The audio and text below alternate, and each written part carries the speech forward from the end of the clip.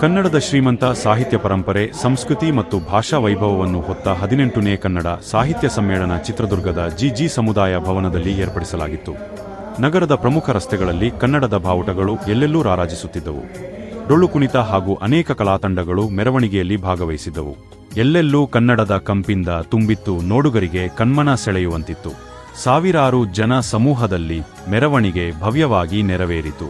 ತುರುವನೂರು ಗ್ರಾಮದ ತತ್ವಪದಕಾರರಾದ ಶ್ರೀ ಲಿಂಗಯ್ಯರ ವೇದಿಕೆಯಲ್ಲಿ ಶ್ರೀ ಡಿ ಸುಧಾಕರ್ ಜಿಲ್ಲಾ ಉಸ್ತುವಾರಿಗಳು, ಹಿರಿಯ ಸಾಹಿತಿಗಳಾದ ಶ್ರೀಮತಿ ಡಾಕ್ಟರ್ ಕೆ.ಆರ್. ಸಂಧ್ಯಾರೆಡ್ಡಿ ಹಾಗೂ ಗಣ್ಯರು, ಮಹಾಸ್ವಾಮಿಗಳು, ಸಾಹಿತಿಗಳು ಜ್ಯೋತಿ ಬೆಳಗಿಸುವ ಮೂಲಕ ಕಾರ್ಯಕ್ರಮವನ್ನು ಉದ್ಘಾಟಿಸಿದರು.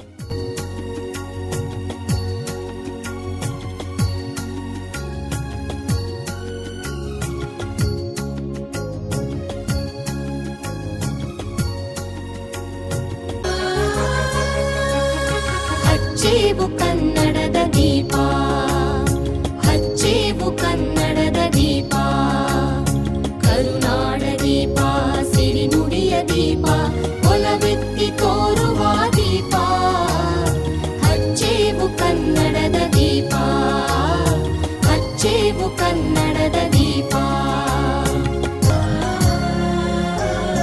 ಬಹುದಿನಗಳಿಂದ ಮೈಮರೆವೆಯಿಂದ ಕೂಡಿರುವ ಕೊಳೆಯ ಕೊಚ್ಚೇವು, ಎಲ್ಲೆಲ್ಲಿ ಕನ್ನಡದ ಕಂಪು ಸೂಸಲು ಅಲ್ಲಲ್ಲಿ ಕರಣ ಚಾಚೇವು.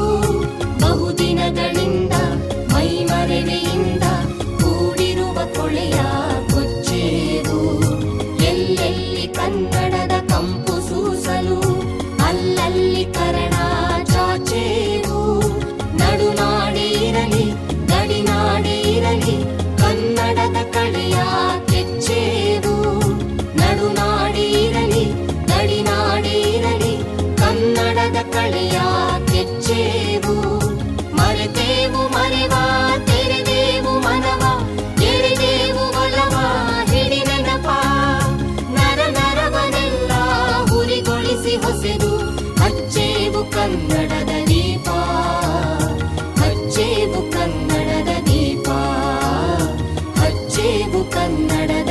ಕಲ್ಲಾದರೆ ನಾನು ಬೇಲೂರಿನ ಗುಡಿಯಲ್ಲಿ ಇರುವೆ, ಮಣ್ಣಾದರೆ ನಾನು ಕೋಲಾರದ ಮಣ್ಣಲ್ಲಿ ಬೆರೆವೆ. ಮರವಾದರೆ ನಾನು ಚಾಮುಂಡಿಗೆ ನೆರಳಾಗಿರುವೆ, ಮಗುವಾದರೆ ನಾನು ಕಾವೇರಿಯ ಮಡಿಲಲ್ಲಿ ನಗುವೆ. ಸಿರಿಗನ್ನಡಂಗೆ